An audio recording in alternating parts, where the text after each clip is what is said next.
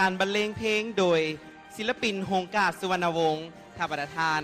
พร้อมที่จะไปพบกับสาวสามน้องนางสาวแล้วขอเสียงตบมือดังๆต้อนรับสาวสามน้องนางสาวอีกข้างหนึ่ง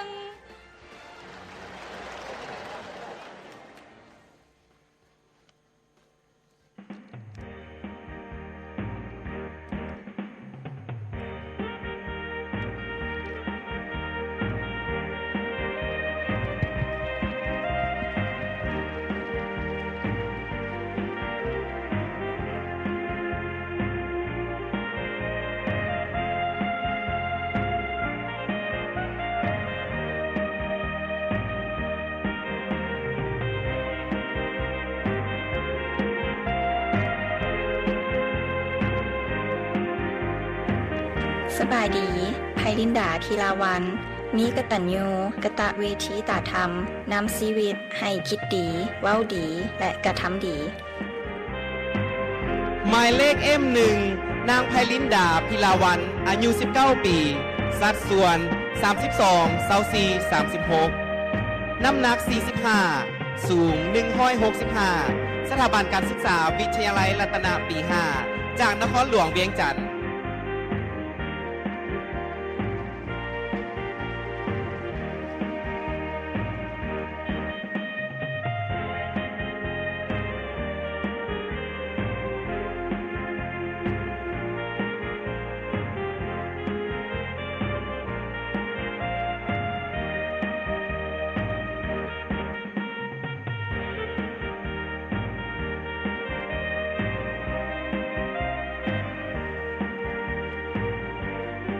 สบายดีบุษดีปัญญานุวงศ์บริคำไซเมืองหลักสาวงามสง่าแรงไฟฟ้างามเทินคนซ่าลือและก้าวเอิ้นเด่นกุลาบปากสันหมายเลข M2 นางบุษดีปัญญานุวงศ์อายุ20ปีสัดส่วน32 24 34น้ำหนัก48กิโลหลวงสูง165ซนสถาบันการศึกษามหาวิทยาลัยแห่งชาติคณะเศรษฐศาสตร์และบริหารธุรกิจปี4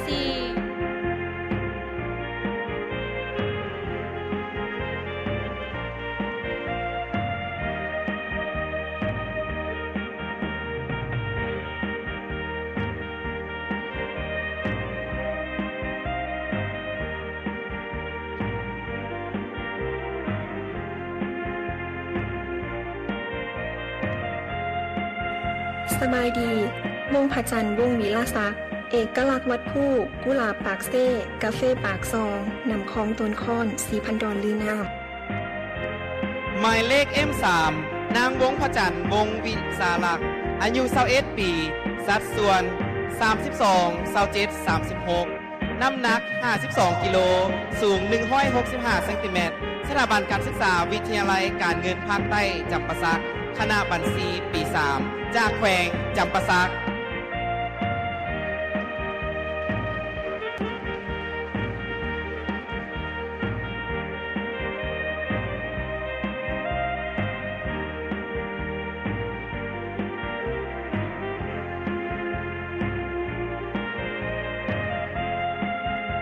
สบายดี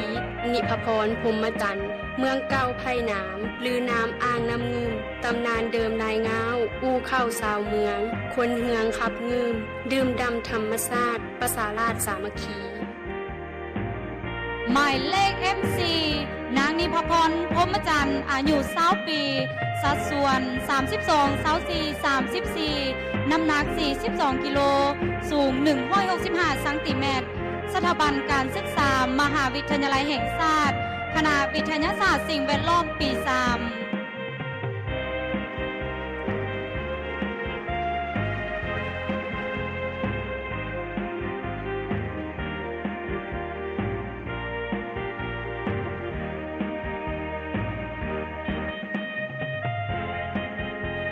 สบายดีธิดารัตน์วงไซยาความกตัญญูกตเวทีเป็นเครื่องหมายแห่งคนดีหมายเลข M5 ธิดารัตน์วงไซยาอายุ19ปีสัดส่วน34 25 36น้ำหนัก50กิโลสูง169ซน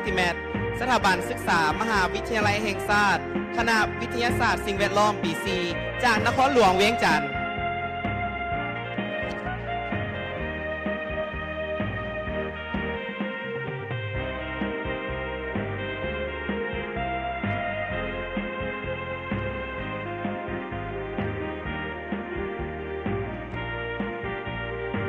สบายดีแสงอรุณไสยซ้อนล่วงพระบางเมืองงาม อารามฮู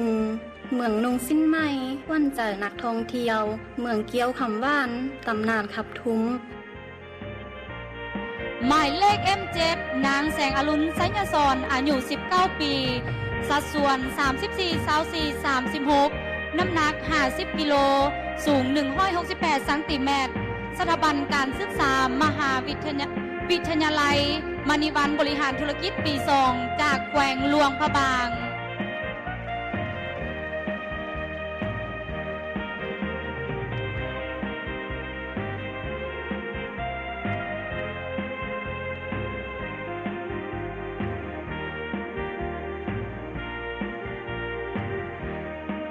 สบายดี จีน เพชรลาไซคำคาล้นคดคอดเป็นแหวน สีแสงสุกกระเพาะมีหัวแก้ว หมายเลข M8 จีน เพชรลาไซอายุ20 ปี สัดส่วน 33-24-36 น้ำหนัก 44 กิโล สูง 166 ซนสถาบันการศึกษา สถาบันไปรษณีย์และโทรคมปี 3 จากแขวงเวียงจันทน์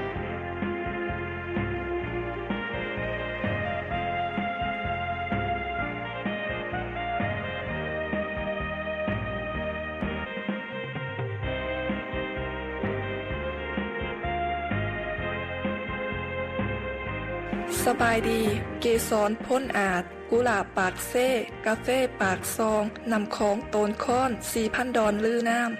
ำ หมายเลข M9 นางเกษรพ้นอาจอายุ20 ปี สัดส่วน 33-24-36 น้ำหนัก 51 กิโล สูง 173 ซนสถาบันการศึกษามหาวิทยาลัยแห่งชาติคณะบริหารธุรกิจปี 4 จากแขวงจำปาสัก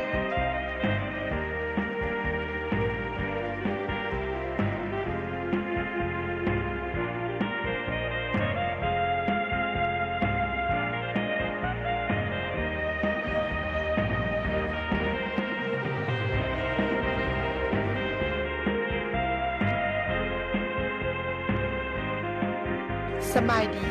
ซอยสุดาทองสุขล่วงพระบางเมืองงาม อาหามฮูเมืองนุงสิ้นไหมขวัญใจนักท่องเที่ยว เมืองเกี้ยวคำว่านตำนานเมืองขับทุ้ม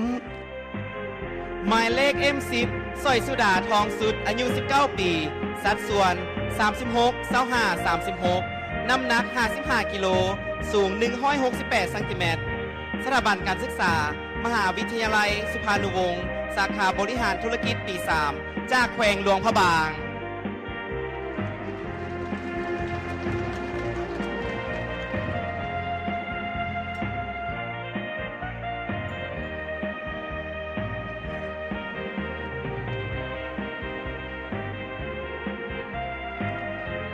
สบายดี สุขสวรรค์โพธิราช สวรรณเขต พื้นแผ่นดินคำพระธาตุอิงหัง ปูสนียสถานงามสง่าสัตว์โลก ดึกดำบรรพ์ไดโนเสาร์100 ล้านปี หมายเลข M11 นางสุขสวรรค์โพธิราชอายุ 19 ปี สัดส่วน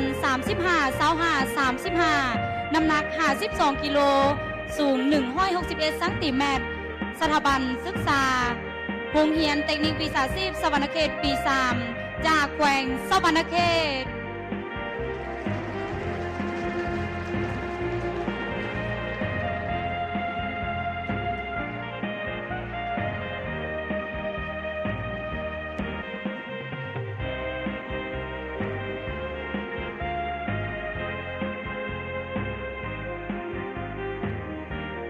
สบายดี สุภา